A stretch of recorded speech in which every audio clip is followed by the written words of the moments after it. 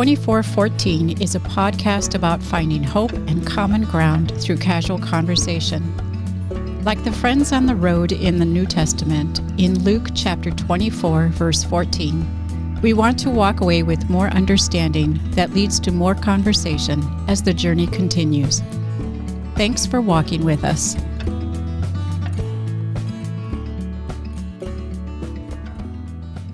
That's Shane Wilter across the table from me. My name is Pastor Dan. This is 2414. Thanks for tuning in, for watching, for listening.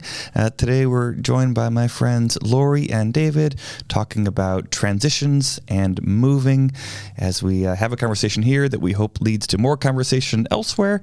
And we're glad you're with us. Shane, how are you today? I'm doing good. Yeah, I got to sleep in today, and that's always amazing. What does sleeping in mean for you? Oh, I didn't set an alarm, and I woke up at 11. That's half the day. That's incredible. I can go into hibernation at any moment. It's wow. Okay, new question of the day. Laurie, when did you wake up this morning? 4:18. 4:18. David? I woke up at 6:30, but rolled right back over until 7. Nice. I slept in today till about 7:30. I was feeling a little fatigued from the last few days. Slept in till 7. Oh, yeah. That's foreign to me.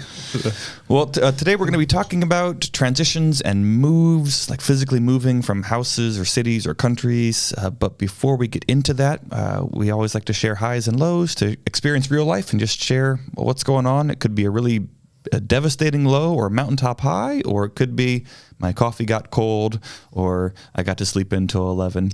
And the supplemental question along with that today is something about your childhood home. What did you like, or a memory, or when you think about the home you grew up in, or maybe there were several homes you grew up in, what's something that stands out, maybe even puts a smile on your face? Shane, who should go first? I'll go first. All right. So we get a feel of, We'll let our friends warm up to the room here a little bit. Yeah. Well, yeah, I'm Shane. Hi, Shane. Yeah.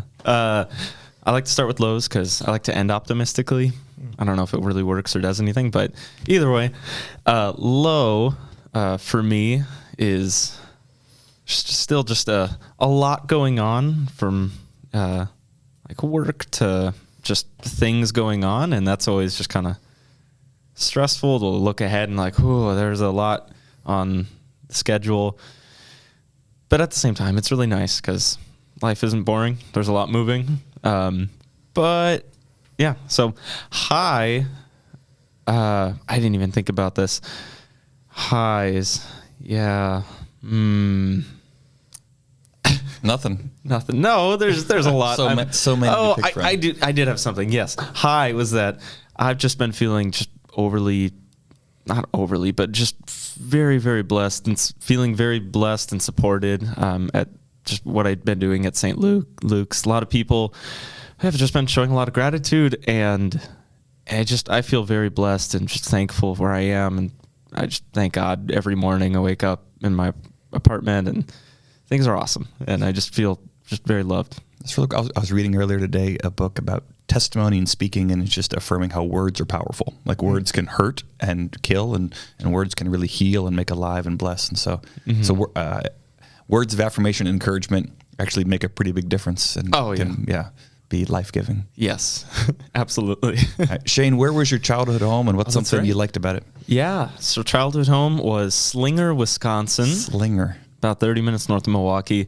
I lived, it was my primary home growing up, so I lived there from when I was 6 until I moved out for college and adulthood and whatnot. It's not there anymore. My parents moved to Florida recently, but a very fond memory I have with it, especially now, is that it was 1 square acre. So is a square acre different than just an acre? I don't know. Okay. It's probably the same thing. All right. I mean, it was a literal square. So like, if you measured it out, it was a square, and it was a square acre, and we had a good backyard, and we had could host a lot of events, party things, and a lot of family over. And yeah, I have very good memories of just running around my backyard. We set up an official wiffle ball field. I don't know what to call it, but we would actually spray paint the lines on. We built our own like strike box for it and played official wiffle ball regulation rules. That's next level. Yeah, we went hard. We're serious. Yeah, I should note. Yeah, I have a very competitive family too. So if games are involved, we go all out. All right, cool. That's a cool memories. 1 square acre. Yeah, if that's a thing. Yeah. Comment below if you know what a square acre is. Laurie, highs, lows from your day or week or this season or the last hour, if that's all you can remember. Well, I'll start out with lows as well. Haven't been sleeping well. Wake up at like 2 a.m. Can't go back to sleep. But, working on it. That's what happens when you get old, I hear. And I have 2 highs for the week. One of them, we had some friends from our last church that we kind of did life with. They were in their 80s, and they passed away unexpectedly. But I am now meeting with their daughter once a month and getting to know her and becoming friends. They had talked about their daughter the years that we had known them, and hadn't really, we met. I picked them up off a cruise ship once, but now we're having breakfast once a month, and it's really just delightful to get to know her and do things with her. So that's one high. The other high is we had 4 students from the church at our home on Saturday working in the yard. They worked very hard, a lot of manual labor. But it was such a joy to have them at our home and just helping us out and our neighbors, because we were working on the ground between our 2 yards in the front, and replacing the bark chips with rocks. And so they had to take up the grass, and so that was labor. Yeah, and getting to know these young people, it was awesome. I think context helps, right? So we don't have children of our own. We have a passel of nieces and nephews all over the place. Not close. Not close. So when we put 4 teenagers in the lawn, we're like watching a micro lab. Look at what they're doing. This is so fun. And talking to them is like, what? You're going to be a pastor? What? You're going to be? It was just, that was fun. That was a lot of fun. Yeah. Did the dogs get a workout with them? Oh, yeah. Well, or did you have to put them away? Well, we tied them up because we had the gate open, right? The dogs, not the kids. Okay. This is a safe place? Yeah. So, they were very tired that night. But, And so my childhood home, the one I was in for the most time, was in Fountain Valley, California, people don't know where that is usually. It's next to Huntington Beach. They don't know where that is. I know where that is. Yes. And actually, I was there last week visiting my mother. The thing that I remember about that house, when we first moved in, I was 5 years old, and my room was already pink with pink flowers, pink flower wallpaper, and pink shag carpet. Wow. Oh, gorgeous. I was so happy. And so I really liked my room when we moved in. And I stayed there. My dad kept saying he'd kick me out at 18, and I finally moved out at 24. Nice. Loving parents, though. Yeah.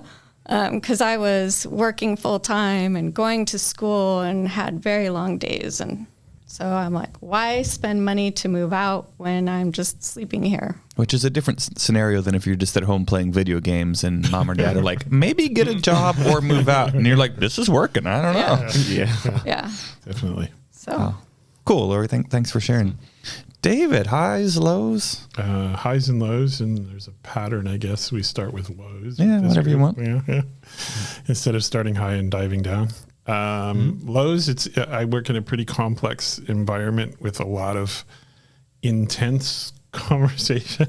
So the last week and a half has been really tough, and sometimes it's not an added burden, but the goal to rep Christ well in the middle of a very intense, gnarly environment. Sometimes I don't do that well. And you walk away at the end of the day kind of like, man, I could have done that better, or I should have been more affirming in that situation or stuff. So it's been that kind of weak this week. Yeah. But the highs are like, I walked out Monday thinking, wow, that was bad. And I walked in Tuesday and people were like, hey, thanks for that conversation yesterday. It's like, yeah, you spoke directly and we needed to. And there's people in there that will, for lack of a better word, affirm the stuff you're doing. It's just hard to see it sometimes. So. It's like kind of what Shane was saying. To have somebody speak encouragement is a really big deal. Yeah. So I work in the emergency medical services field, and sometimes that's a non-affirming workspace. Yeah. So, it's a tough space, but there's a lot of people doing good work there. So. Yeah. And all those conversations as an introvert have been exhausting. Yeah. I imagine it's very direct, like you were saying, like serious, but also direct. Like this is. Like a matter of fact, this is something. Yeah. So it's an interesting environment. So maybe that's another podcast. Yeah.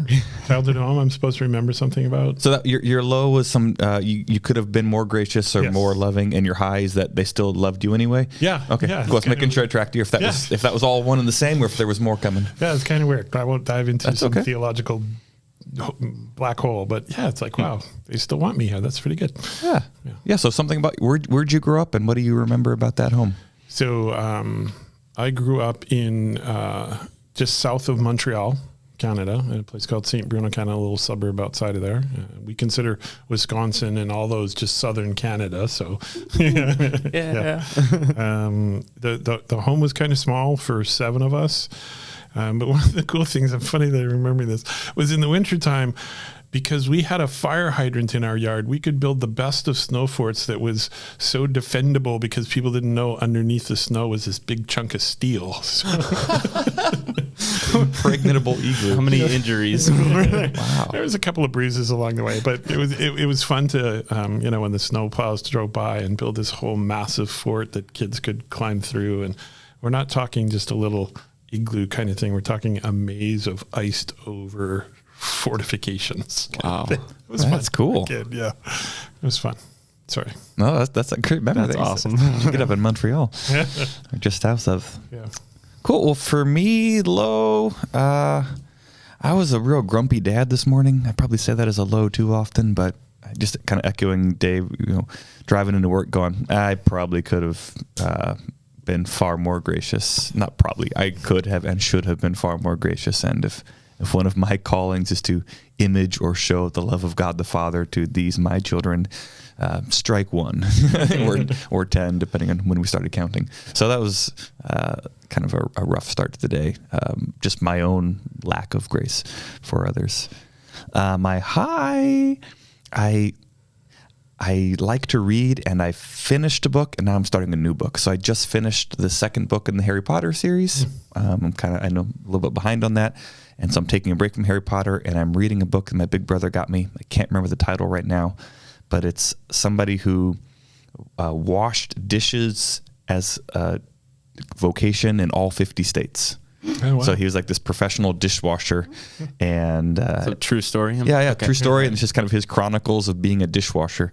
And so I'm just a few pages in. It seemed delightful, and that was one of my first jobs. So just immediately, I'm back there with the horribly dirty apron on and just soaked with dishwater, and I could smell all the smells and the textures. And it sounds bad, but it was a very I don't know. Beautiful is not the right word, but it was very vivid. It took me to that nostalgic kind of place. Yeah. So that's a good start to the book.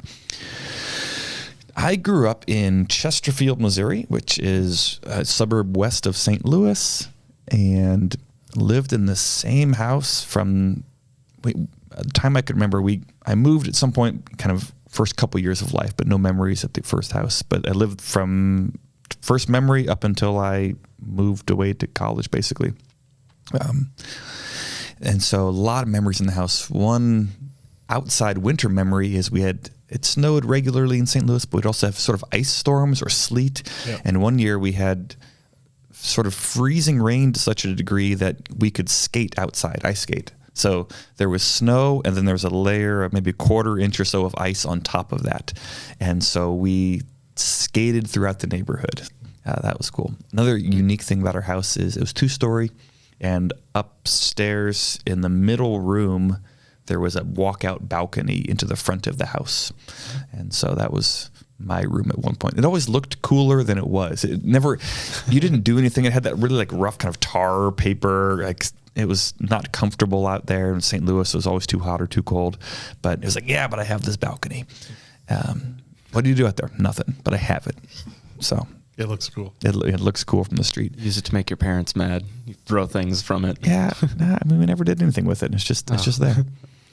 You skated through the neighborhood, skateboard. There's a whole different meaning. California, yeah. Right? Is that longboarding, Laurie, or actual skateboarding? Oh, I did have a skateboard, but also roller skates. But Yes, roller skates. I did skate one time from Huntington Beach Pier to Lido Island in Newport.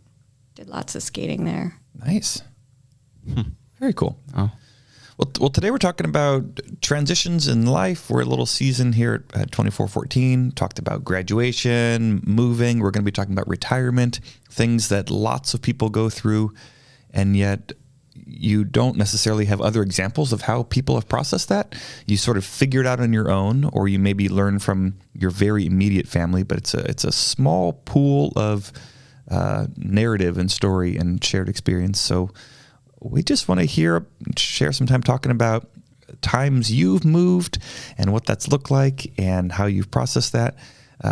Dave, I think I heard you tell me on Sunday, did you count up how many times you've moved? Yeah. I say, when we started having the conversation, I was like, oh yeah, move. Oh my, I think I'm well over 20. Wow. Yeah. Which sounds bad to a lot of people. It's like, were the police chasing you, or what was going on? On the run. Yeah, but it's just life, and I think I've changed my wife, who had a very different experience up until she met me, and now we kind of feel settled where we are. But I've counted 3 countries, 20 different places. Wow, Laurie, did you get a tally? I didn't ask you to or anything, but no, but I only have 2 countries, and so a long time in my childhood home. And then after that, I only moved when I really had to, up until I met Dave. Okay. Then it became more recreational moving. Yeah. Oh, that's well. Let's try this. Well, when we moved up here, we didn't know where we would want to buy a home, so we rented. So different communities. Yeah, we weren't really ready to buy a home because of life, right? So we settled. We moved from California to Washington. Don't be haters. It's a safe place. We escaped. I mean, I wanted to leave for so long. I finally made it. Win the audience here. Yeah. So we moved up into the Issaquah area, which when I remember calling Laurie because I was still commuting for work, and Laurie was staying in California, looking for a job up here. And I remember driving. I think we're outside of LA in Orange County. It's just concrete and cars. And I drove on the 90 past. I drove past Redmond, and I got to Issaquah, and I called Laurie. I said, we're at the edge of the world here. Yeah.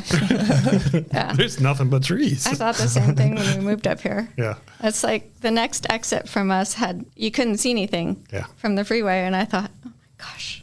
The wilderness. Where have you taken me? The frontier. Shane, you've lived in how many countries?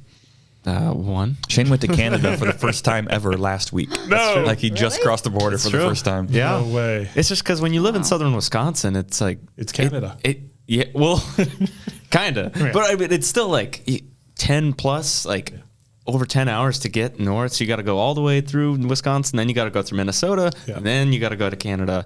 And it's a very windy road and path. And we never did it growing up. So Shane, have you moved besides school? So you grew up in Wisconsin? I did grow up in Wisconsin. Originally, I was born in Milwaukee, really just in the city, Milwaukee. And from, infancy until I was just about to turn 6, we moved just north of Milwaukee. And my parents got new jobs or new locations and whatnot. So we moved more to the rural part. Yeah. And Laurie, I heard you say you moved into your pink room with pink carpet when you were 5 or 6. Mm-hmm. 5. Yeah, I went to kindergarten at the school around the corner. But you moved from Thailand, Bangkok. My dad was in the Navy. Oh, okay. And he was teaching the Thai Navy, electronics or nav systems, but this was just after his time in the Vietnam War. And I went to preschool in Thailand, spoke the language, and ate amazing food. And then we moved here. Do you remember that transition? I mean, do you remember moving from Thailand to the U.S.? Oh, yes. Because that seems like it'd be hard. I mean, just worlds apart. Oh, yeah. And we lived in the LAX parking lot for, I don't know, a week, a month. I remember eating cereal in like a mobile home because the house wasn't ready. Wow. And so I'm assuming you didn't keep contact with friends back home. I don't know if my mother did, because we had someone that helped us in the home. And I remember going to her house, which was literally a hut on stilts. And we spent the night, and she made us breakfast, and, we were with her son, and that was just wonderful. Wow. Now, Dave, as a child, did you move? I know about some of your adult journeys. We'll share some of those. But as a kid, did you move around town or provinces? Or we moved a couple of places. We stayed. I grew up in Quebec, so we stayed in the area. But I left home when I was 17. So opposite again of my sweet life. So to be clear. I don't know if you can be clear. I don't know, but worth a shot. Yeah, really. So I grew up my dad was an alcoholic, and it wasn't really a great and stable place. So you get to a certain age and you start to decide, I'm going to take care of myself, and maybe you make decisions to move out. That 17's a little young when I look at it now, but we had moved a couple of times before then. We had been in one house for a long time, but probably 3 or 4 places when I was a kid that I can remember. Yeah, and then in the Canadian Army? In the Canadian Army, we have an army. You can insert joke here. Our New York police force is bigger than your army.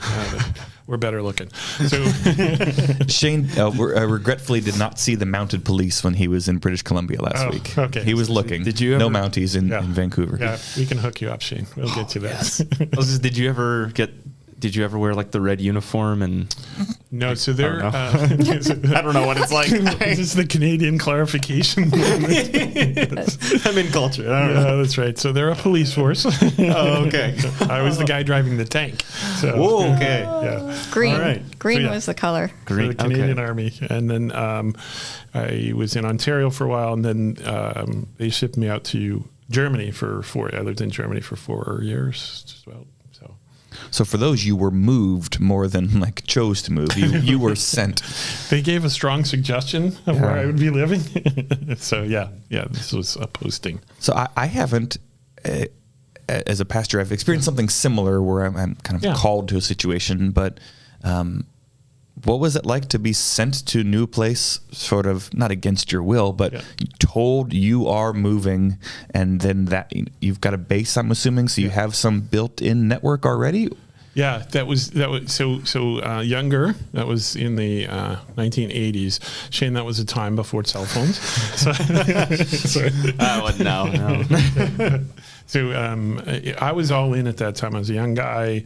And there was kind of a built-in safety net. So, you finish boot camp and you're off with a bunch of other people to a new place and go there. There's your room. It's pretty simple. Germany, so you're not looking for housing. You're not trying to necessarily meet people. You have a built-in community. Yeah. And in Germany, somewhat similar. So I was wanting to go there. It was our most senior regiment. It was kind of, a good thing to do in the what little military career I had. It was a good posting. It was a good place to be. So I went there, and you land like that. You land a little more softly because there's a lot of services. But then the Canadians were pretty liberal about where you lived and everything. So I moved off the base, found my own housing and all that stuff. So that's probably where I started looking for, this is how I can do this move thing. Give me all my toys. I'm out. So, Did that go well? Did you feel confident of, I can do this? Or was it, I maybe a bit off more than I could chew. I'm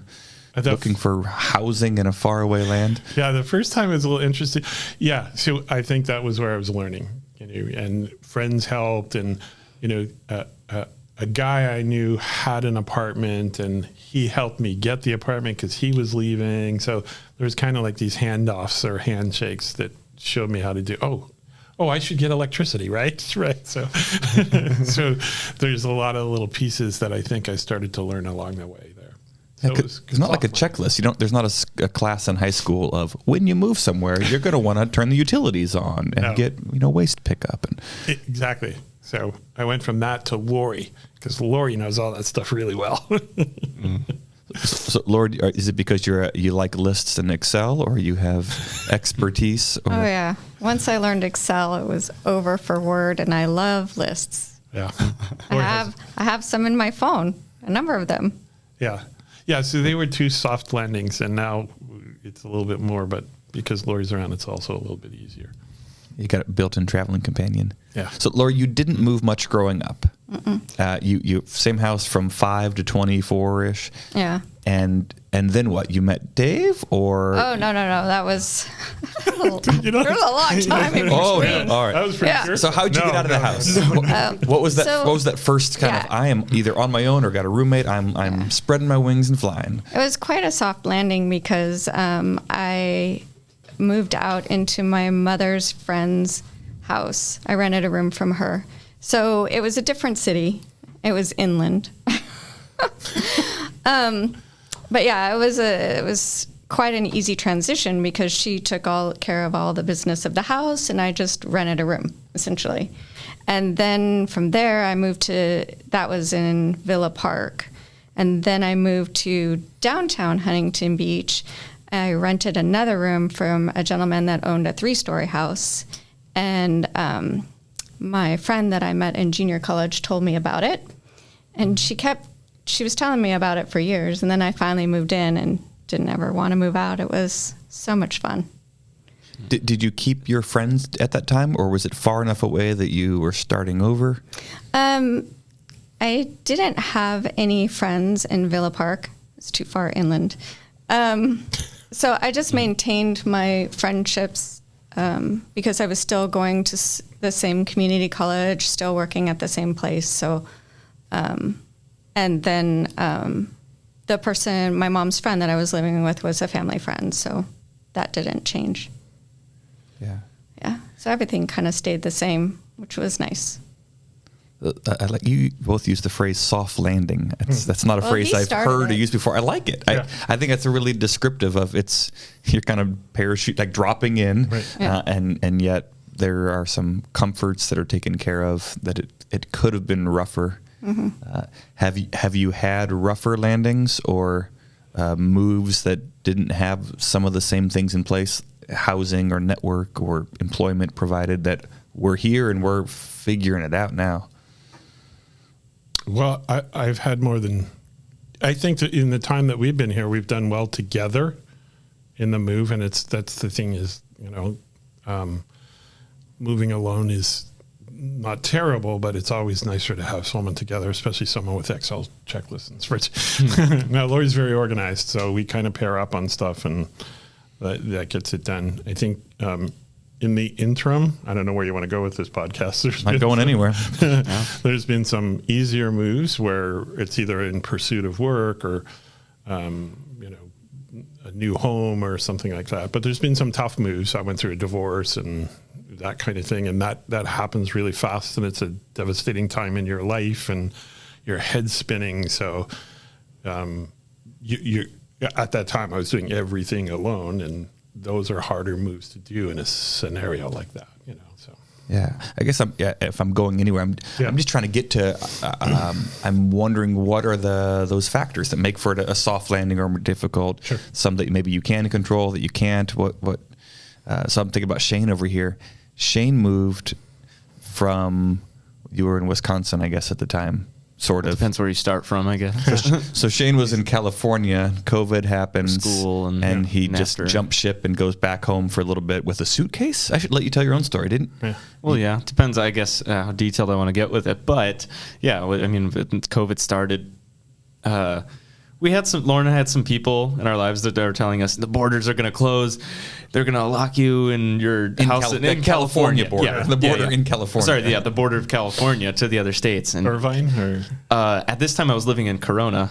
Inland. Coincidentally, yes. dear. So I was living in the city of Corona. Oh, dear. And coronavirus happened, and I got a kick out of that for a minute.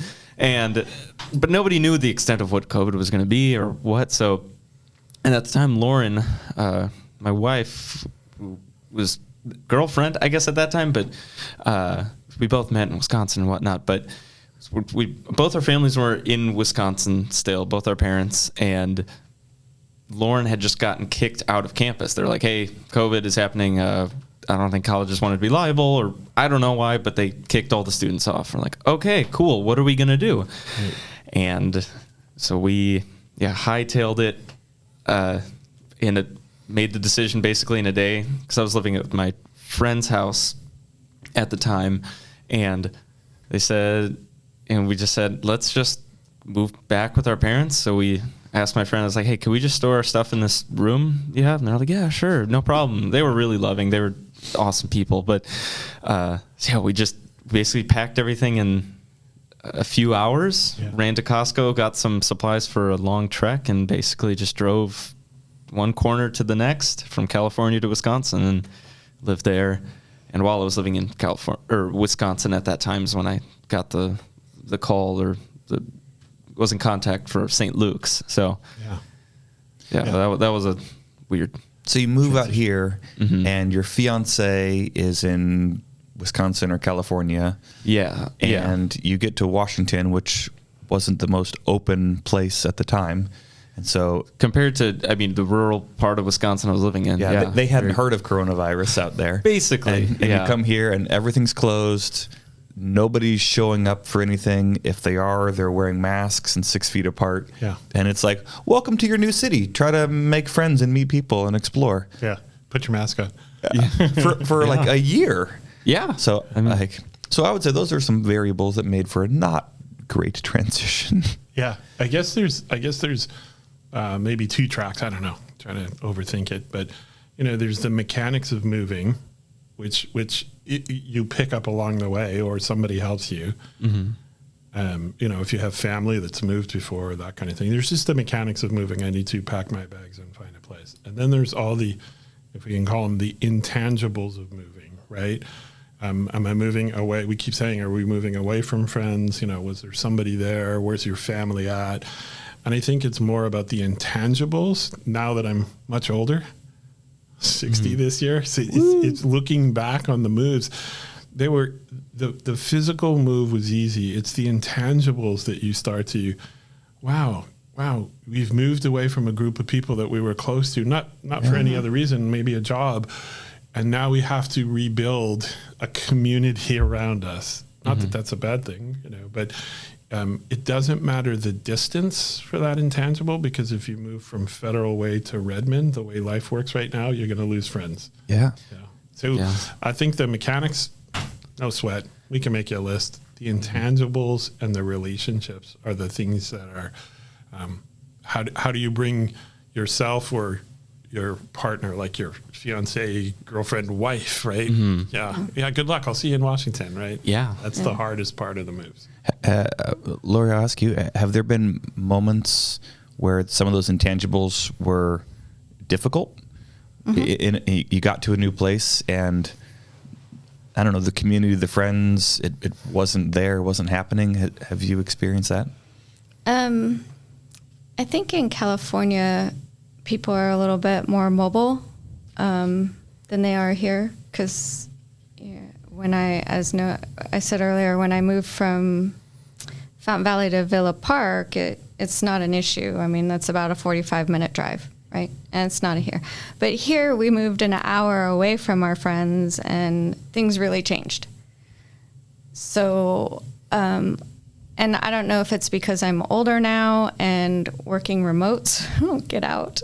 But I do find it challenging to meet new people and have friends. So it in that respect, we're the same. Like when you landed, you were trying to meet new friends, and it didn't matter the age, right? Oh, it's the same kind of. And we had a lot of talks before we came up here. We didn't make a pact, but we knew that to make the move from California to Washington. So one of the intangibles was family. Laurie's family's in California. Yeah. So we intentionally set aside or made sure that, hey, you can go at any time. Right? Whether it's an emergency or you're missing your family or you're whatever, the distance covered by an airplane is no problem. So making the decision to move from California to Washington came with, let's make sure that we've got this intangible covered. Yeah. Right. You can get to your family at any time, Yeah. And I think because it was such a large move, it was expected that you were giving up all of these relationships, right? You knew that.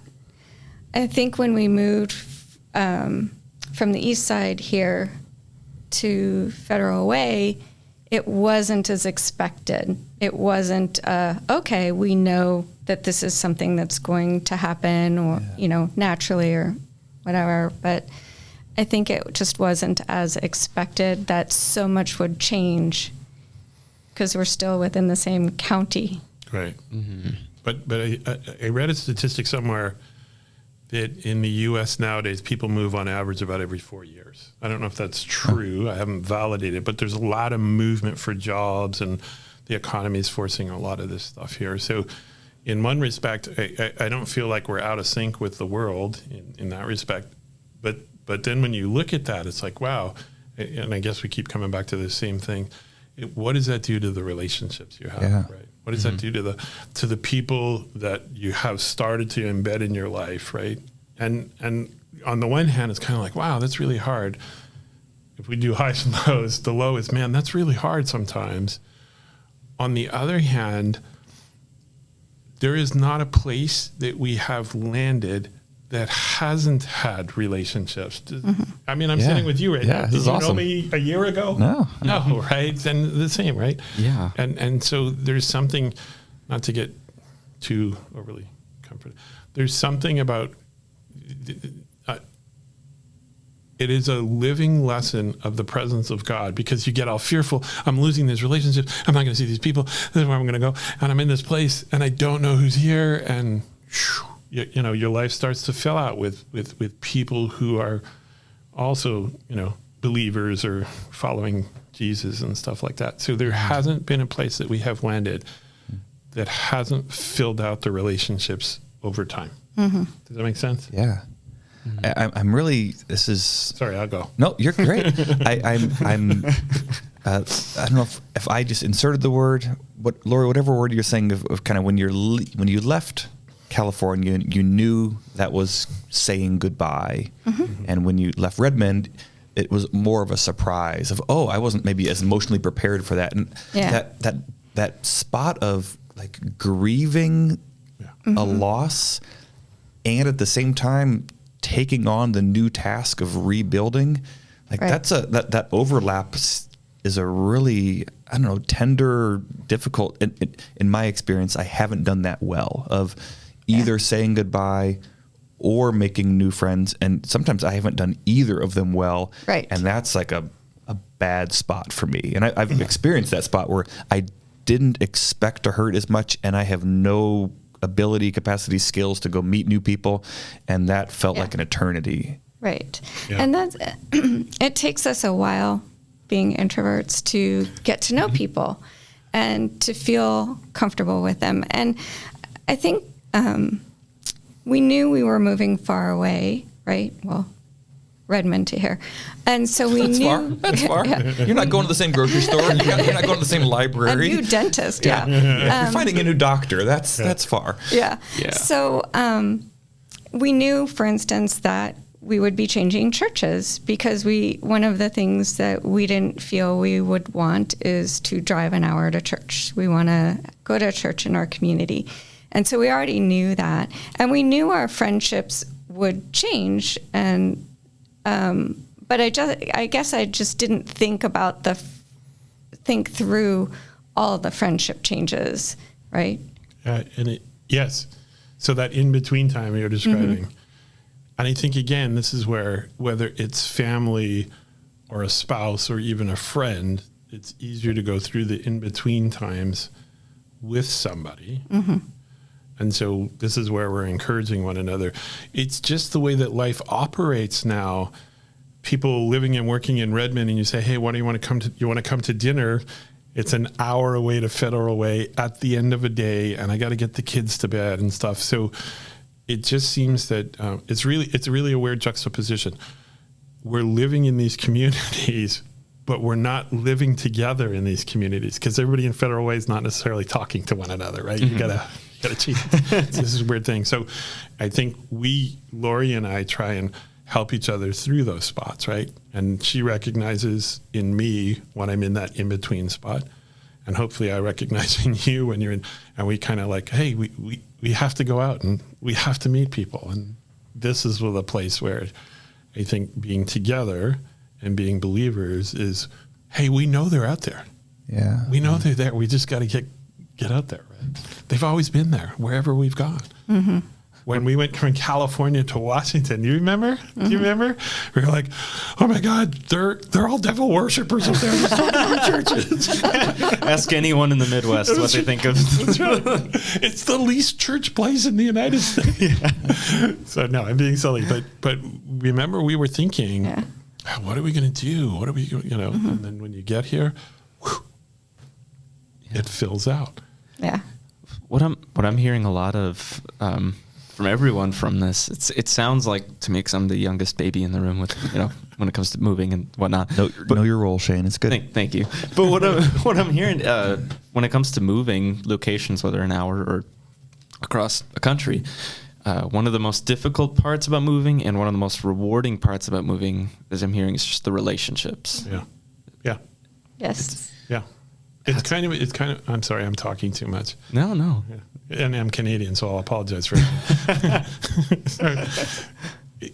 It's kind of interesting when you're in that in-between spot. You go through this grieving or whatever, or frustration, or whatever emotions drive up in you, and then you get to this spot like, oh, I met Shane today. I haven't talked. Hey, I wouldn't have met him down there. And it does start to fill itself out like that. I don't think that's bound by age at all. So no, I don't know. A band I enjoy from out in Virginia named Seminary 3, obscure band, but they have a song called "I Feel Strangely at Home Here." Yeah, and it's kind of that moment of where you maybe don't feel at home, and at some point you're like, oh no, I guess I am at home here. Yeah. It sort of snuck up on me, and I've experienced that a number of times where this is home, and it's not. I can't put my finger on it either. It's not something I can plan of, okay, 6 months from now we're going to feel at home. And it's not something I can even look back and say, you know what, when we had that barbecue, that's when we were home. It's imperceptible in my experience. Yeah. I look back and I see it, but I don't see it when it's happening. Yeah. I feel at home in the Pacific Northwest. Here where we're at. You're laughing. You don't feel at home? I do, but it's too cold. Just a little cold. Yeah. I'm waiting for the 60s. No, I feel at home in the Pacific Northwest now, and it's one of the places I've lived for the longer time.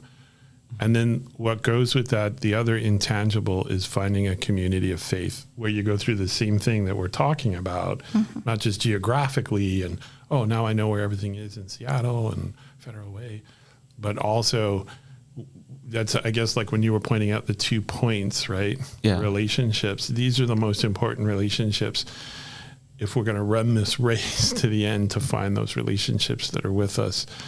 And they always fill out over time, but it takes effort to find you can't just go walk into a church and say, okay, we'll go here. Yeah. At least we can't. Yeah. Will you be my friend? Yeah, really? Be my friend, please. Exactly. So I think the community of faith is part of that intangible in the place. You build relationships at work because you're at work. You build relationships with your neighbors because they're right next door to you. Well, Laurie does. I do less. And that's different depending on neighborhood or part of the country or world. Yeah. But there's the place for us is to when we moved to Federal Way, where is our community of faith? And that's always a journey as well. Sorry, too philosophical. No, it's good. Oh, I love it. Sometimes I grieve that comparison, though, of finding community here and there in different places, and different parts of the country world are different. So we've got great neighbors here in Tacoma, and yet I don't know my neighbors 2 doors down. Yeah. And I grieve the comparison. When we were in Omaha, we knew neighbors, and we could call them at 4 a.m. all around. And we had the communal mailboxes, and it was at the bottom of my driveway. And so after work, people came over, and the kids would be playing, and sometimes, the parent would run back away for something, so they just leave their kids and the wagon. And for Halloween, I know people observe Halloween differently, but we would drag out a fire pit and apple cider and beer, and we just have chairs around, and people, like the neighbors, would just come over. Yeah. And that's not the culture in my neighborhood here anyway. And so I miss that. And yet, what does it look like to find and foster community here? Yeah, that's one of the things I enjoy about visiting my mother. She has all the neighbors' kids over. The kids are playing in the front yard. 40 years? How long has she been there? 50 years? Since 73. Yeah. And so she just had her 80th birthday. So we had a little surprise party, and she just thought the kids would be there. But I made sure to invite the parents and the families in the neighborhood that we grew up with.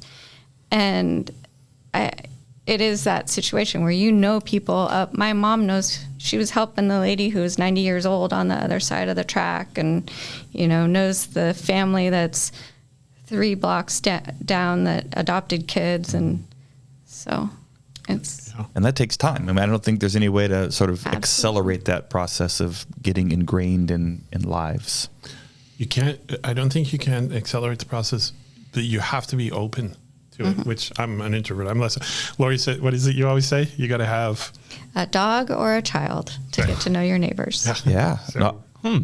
Because when we lived in Snoqualmie, we rented a house, and we didn't really know our neighbors, and we had neither a dog or a child. So, I just find as my mom, that's how she got to know some of these people, is walking her dog in the neighborhood. I didn't have that phrase before, but I've experienced that of so many of my community connections are through my kids. Yeah. And we had a neighborhood park in Omaha, and I didn't necessarily even know the other adults' names, but you're Harry's mom, and you're Caleb's dad, and we'd see him at the grocery store. I'm like, I know you from the park, and it'd be very uncomfortable if I was there by myself. Yeah. It would be a whole different thing. You're the man we want out of the park. Dave, you said open a second ago before we transitioned to dogs and kids. Yeah. So community's there. You can't accelerate it, but you have to be open to it. Right. What does that look like to be open to it? Is it I got to go adopt a puppy, or that's maybe part of it, but to be open to community or open to meeting people? I think. And I do believe that Laurie does it better than I. I should ask her then. Laurie. Thank you, Dave. Laurie, what does it look like to be open to meeting people? Take a break here. I think one word I could use is inconvenient. A number of times it's inconvenient because I don't know how other people are, but in my brain, I have my list of things to do. This is what I have planned for the day, and this is what's going to happen, right? Boom, boom, boom. This is how my day is going to go. And so you're walking in with your groceries, and there's your neighbor who starts up a conversation, right? And you're thinking, I've got stuff to put in the freezer. Well, that's just me. Or you're on your way to get your mail because you have 5 minutes in between meetings. Because you've scheduled it. Right, exactly. So it may be inconvenient, but that's, I think, something that translates to open is you have to be willing to be inconvenienced. Yes. And you have to be not as shy as David and I can sometimes be. Yes. Have to be vulnerable. Yeah, vulnerable. And also open to somebody who lives a lifestyle different than yours. Yeah. And that's one challenge. I mean, we certainly have friends who are not believers, but when you live in such close proximity and your lifestyle looks very different, you can be either afraid of it or... I think, so I like the word inconvenienced in my machinations of theology. We all talk about, I'm willing to die for you. Yeah, but are you willing to put the groceries down and talk to me for 5 minutes? What if the ice cream melts a little bit? Right. We're not that close. We're not. He's going to be upset. Dave will be upset. Yeah. But this is why I love this. This is why I love Laura too, because it's that, right? Can I be inconvenienced embodies that whole notion of being open, right? She's much more articulate in that sense. And so am I going to be vulnerable enough to allow you to ask a question that inconveniences me or makes me uncomfortable? Yeah. Mm-hmm. I wrote down relationships are inconvenient. Yeah. That's great. I mean, it's like, I'm going to be chewing on that for a while. That's really good. Because honestly, here, I'll confession story here. I saw someone I know who I know will speak for a very, very long time and not be sensitive to my schedule. Yes. And I was going for a walk and I chose to go the other way. Because I didn't have the emotional energy and the time to engage. Yes. And I think I don't feel guilty about that. There's times where you got to take care of yourself, but I was choosing not to be inconvenienced. Whereas if it was somebody I was closer to or wanted to be closer to, it would have been different. So that was kind of a barometer of how close are we? We're not that close. Or there's fear too, because sometimes I run into people and it's like, well, will they remember me? Do they like me? Am I annoying them? You know. So I think, not to circle back, but I think that part of this too is you grew up in a more stable place and you know, you had that community and everything else, and I was bouncing all around but in bouncing all around I met different people and different cultures and different things. And so now I think it's the same in terms of a Christian life, right? If I live and stay and grow in this one place, God will do what he'll do with me. But there's places where I look at people that are just, you know, either maligned or pushed out or not included in the church, but you can still see them because you're looking at them from a different angle, because you've lived in a different culture. Mm-hmm. And so I don't know how that mixes in the conversation, but I think together, grounded and a little bit more, I don't want to say open, but a little bit more like, oh, they're different and that's okay. More practiced in it. I mean, it's skills, it's not that rote, but you've had more experiences to engage in that. Yeah. Right. And we've had the opportunity to get to know a refugee family who moved to America from the Middle East. Yeah. And not only just get to know them, but also experience their culture, which is so wonderful. And they're so loving. And it's just been amazing to be part of their life, and we just love them to death. That's cool. So that is the complete flip now. So help somebody. How do you rent a home in America?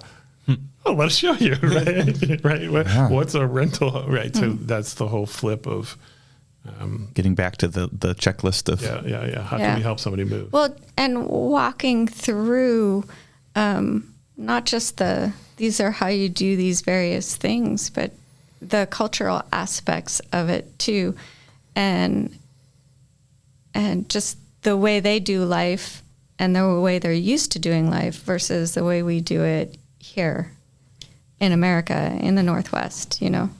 So I guess what I would say is there should be no fear of moving, but there should also be no like overzealous desire of moving, right? If it comes, it comes. If there's a reason that's worthy, it's good, and it's going to be okay, because we'll get you a checklist. But the relationships will come, and you'll see new things, and you'll meet new people, and that's all, to me, attributing to your walk of faith and seeing the world and how God operates in it. Mm-hmm. Does that make sense? I don't know if that's... Yeah, I don't know exactly what you said that just triggered this thought in my head. So I'm going to not active listen and kind of repeat back to you for a second, if that's okay. But something just made me think of, so just kind of moving into a family faith or community faith. Yeah. Kind of matrixing a few things here together. When somebody's grown up and lived in a community for a very long time, they might not have that same sensitivity to how hard this is to be in a new place. And so I'm wondering if you've, as people who've moved in different contexts, if you've maybe have a different sensitivity to people who might be new into a community, or if there's something that you would say to people who are established, they've lived in this neighborhood or this job or this rec center or this church forever, and maybe they don't see the burden or the difficulty of somebody who's kind of stepping in, which is a pretty bold step to show up somewhere where you're new. Yeah. I guess my question is, if somebody's listening today going, all right, I have not gone through this. I don't know how hard that is. How can I be a better sister, brother in Christ, friend, neighbor, coworker to that new person? Because it's also America where we're very private, and to invite somebody over, that's scary. So if somebody wants to welcome in the stranger, what would work for you guys, or what would you commend to others? Go ahead. So, this is going to sound weird, perhaps, but maybe this whole conversation has. So it just fits. Good. It's just life. Most of life is weird. Shane turned the tape recording off. Way back. This is not going to work. How old are you, tape recording? The real. I think one of the things that we have learned is, well, I'll just own me and you can own you. You do you, baby. So one of the things is you have to be ready to be hurt. If you're going to love, you will get hurt. Right. And it's not, that sounds weird. Like, oh, is this the Johnny Depp trial or no? Sorry. Social reference there. But it's good. But, there's times you're going to reach out, you're new, and people not knowing the person, they may respond in a way that hurts. Right. And that's different for every interaction and every person. But that doesn't mean we shouldn't love, which is the basis of this, right? If hey, you're a new brother in Christ, come over for dinner, and you look at, I don't like you or whatever. That's fine. You have to be prepared that you're going to be hurt. And where it takes me back to is just Jesus in Gethsemane, right? The entirety of the hurt in him opening himself up. So can I just open my home up for a meal? It's not on that scale, right? It's just, can I offer to open up my home or my life to someone and possibly get hurt in the interaction or be taken advantage of or whatever? It's not that everything happens that way. There's a possibility, but the possibility closes us down to everything. So if I would say if there's people that are, I don't want to use the word entrenched, but have been long-term settled. Yeah, I like your words better. If they're settled, be unsettled, right? If you're settled by the grace of God. So allow yourself to be unsettled.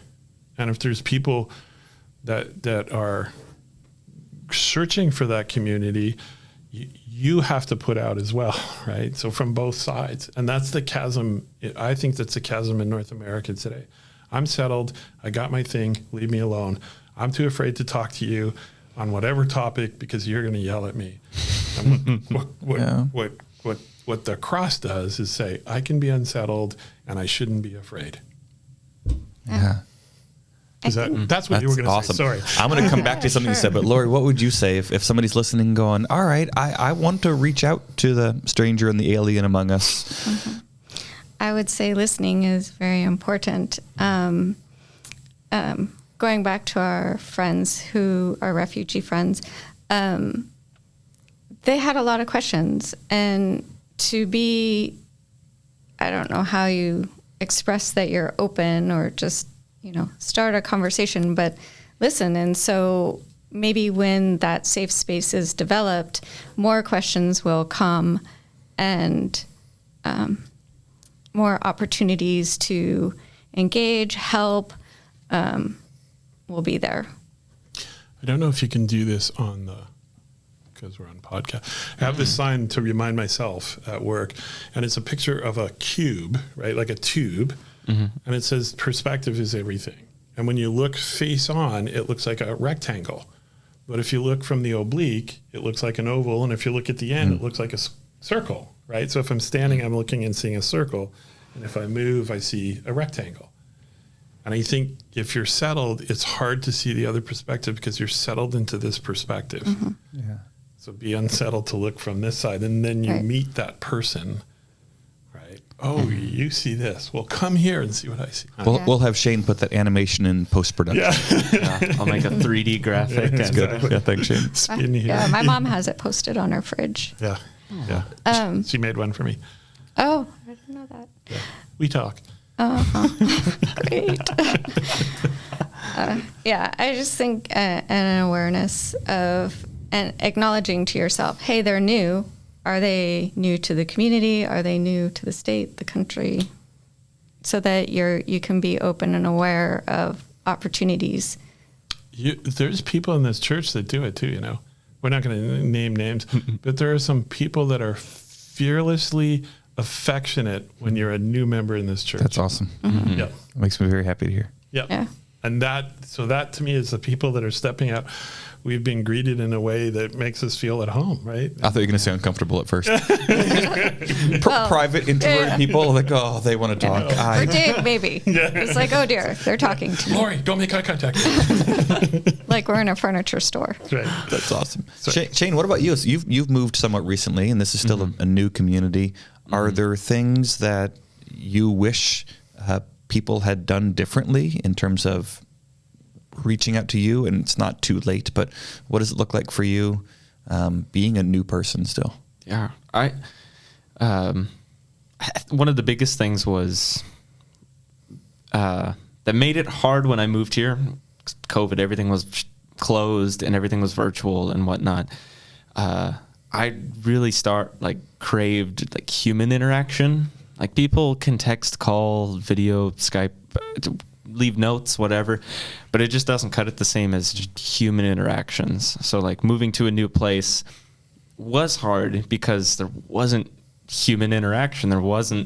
I couldn't talk to somebody, and like it was nice when like I could come to work but then they made it hard because like my only relationships now are just at work and that's it. And so then I get in my head like all I do is work. Yeah. And so So what's a different human interaction for you that makes you feel like, okay, I'm making this a home now? What are any kind of top, like, all right, I'm being satisfied in my humanity, meeting new people, developing community because these human interactions or some of them are in place? Yeah, I think social. I don't want to sound bad. I don't know, but like social drinking, like going to a bar with someone just for no reason, or doing something with somebody for no reason. Like, no, we're not planning on getting something done here. Like, we are just when you choose to hang out with someone in a new place, new location, whatnot, just because you can. There's no agenda. There's no like. So no pragmatism to it. Just no. So for when the sake of relationship or fun, just doing life. And I think that like that's kind of like a turning point for me. Like, I haven't even been here 2 years yet, but like now I'm hanging out with people because there is no. We said let's do this, okay, and we did. Like, and we did it. Yeah, Shane, you should come over for dinner. There, it's in action. There you go. There you go. Come over. We'll exchange digits off air, and yeah, I think that's something that we used to try and do with. We had a community group, and we would just send out a text. Hey, we're going here if anyone's interested. Yeah. Right. No, just a hangout. Yeah. Yes. Just no hang goals, out. No. Yes. I feel like there's sometimes as Christians we complicate hanging out. Yeah. We have to fellowship, and there's a certain amount of just come over. I'm watching the game. Yeah. Just meet me down here. I'm gonna have a beer. You know. Or a donut. Yeah. Donut. We've had success doing that last minute. Yeah. because it seems to lower the bar. If we schedule it a week out, then the house probably should be clean. I should have a menu. But if it's like 4:30, hey, I don't know what you guys have planned. We're just heading to Costco. We're getting, pizza and hot dogs. You want to meet us there. And you're going to be rejected because they actually had plans, and most people have a menu. But sometimes they don't. And it's like, that sounds awesome. I could get out of the house. Or the farmer's market. I did that once. I said, hey, I decided to go to the farmer's market this morning. And you want to go? Yeah. How do we get comfortable enough with one another that just does that? Hey, we're going to the farmer's market. You want to go? No. Which farmer's market? Is there one close by? There is one in Federal Way. I've driven by that one, I think. It's maybe not the best part of town, if I'm thinking of the same one. It's just small. Oh, okay. All right. You could probably do it in 15 minutes. All right. Maybe that's a good baby step. Yeah. It's not a full commitment. Yeah, it's a much easier commitment. And let's carpool to Pike Place and spend 7 hours together. You have a car seat. Where are we going? Sorry, Shane. No. I was going to say, this all reminds me when I don't know, a year in of working and whatnot, I needed to be in contact with people, excited to let them know rehearsal or whatnot times. It's just something related to music things. And I was talking to Pastor Dan about, I was like, I've just been texting them and whatnot, and I don't know, sometimes they don't get back. He's like, oh, you should just call them. I'm like, yeah, but calling people sometimes is scary. I don't know why. I don't know, at one point in time in my life, I crossed this line. I'm like, I love, as a kid, oh yeah, I get to call people, and now I'm an adult or whatever. And calling people, ooh, I don't want to do that. That's so 1980s. Exactly. I used to spend hours on the phone, and I laughed at my dad because he'd never talk on the phone, and now, don't want to talk on the phone. No, so it's weird. But I was talking to Pastor Dan. He was like, well, he introduced me to this word, rejection therapy. He was just like, do things that people are gonna reject you for. Go to in the grocery store in the line at a grocery store, ask for the person in front of you for gum. No, they're gonna say no, but just what's the worst that can happen? No. Yes. There's we always build it up infinitely more in our head. They're oh, that was nothing. That's exactly the same as that's exactly the same as moving. And maybe all my moves have given me the rejection therapy I needed. And along with the moving, I think one of the biggest fears, maybe this is church life in general, maybe not one of the biggest fears, that's far too big of an exaggeration, but one fear that I experienced, and I think a lot of people do, and they build it up in their head, is I don't remember their name. Yeah. Mm-hmm. And to just go, I'm sorry, I can't remember your name. Never once has somebody spit in my face or broke my nose or kicked me in the shin. They're just it's Dave. And it's instantly over. It's Please forgive me. Over. It's much better than saying, Bob, Frank. Yeah. Sometimes I just swing for it, and people are usually pretty gracious there too. But just to say, I'm sorry, I can't think of your name right now. Yeah. Because I think names are a big barrier. It's hard to love somebody or even like them if you don't know their name. Yeah. Mm-hmm. Yes. I'm going to go back to unsettled here. I don't know if this is where we land or if somebody else has a final thought, but thinking about church and congregation life, because this is one place where community can happen. It's not always a healthy community, and people have been hurt in communities of faith. For me, it's been one of the more consistent things in that as a pastor, all of my moves as an adult have been to a congregation. So I have built-in community, even if everything else has kind of fallen apart in my life. I've lost all my friends from my previous church and club and community people, but I show up and I have a new congregation, which isn't always healthy for people, and it's very hard. My experience coming to a church as a first-time visitor is very different than yours, because I get a microphone and everybody claps for me. Right. Our new pastor's here. We love you. I tried that one Sunday, but it didn't work out. It fades very quickly, but it starts right up there. Yeah. But being unsettled might literally be a physical sit in a different seat. If you're established in this church, yeah, exactly. Yes. Do you love him enough to die for him? Of course. Do you love him enough to let the ice cream melt? You do know that this is what started the schism, right? I want to sit there. Yeah. But if somebody's an established person in a community, and you want to be sensitive to people who you might not know, if you sit in your blockade of, I know the 8 people who sit in the grid around me because we've sat here for 30 years. that's okay. That's safe and that's good. I mean, Yep. friendships are great. But if somebody wants to be sensitive to meeting a new person, a very simple first step might be just sit somewhere else and you'll probably meet a new person. Yeah. Yes. Yeah. Which looks like Laurie's she's not buying that one.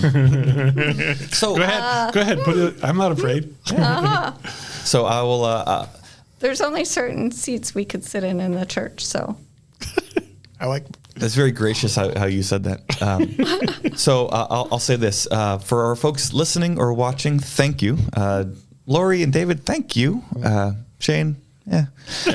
Shane, thank you. But Thank you. all right, Thank thank you. you, Shane. This has been awesome. Shane and I were just saying yesterday how much, even if nobody listens to these podcasts, it's been so good for us to carve out time to talk to people. And we've had a little series on marriage, and both of us were like, my marriage is way better because we've been talking through things with other people. Yeah. So thank you for joining the conversation. For folks listening, keep the conversation going, whether it's sending an email or a comment in, or talking to somebody else about what you've heard or this conversation. If you show up at St. Luke's on a Sunday morning at the 10:45 service and sit in the way back by the soundboard and see a bearded fellow, you can meet David and Laurie, because they're not going to stray too far from their comfort zone. changing seats. Yeah, they're not changing. They're still the new people. Scary world out there. It's a scary world. It's a scary world up with you. So I'll sit in the front row, and believe it or not, there's almost always space sitting next to me. So There's always room in the front there's row. all, I used to sit in their front so I couldn't hear myself sing. yeah, you hear everybody else. Yeah. Exactly. Yeah. We'll talk about it. Yeah. Cool. See, the goal here is the conversation continues, and we'll land here, and David and Laurie's conversation will continue on the way home.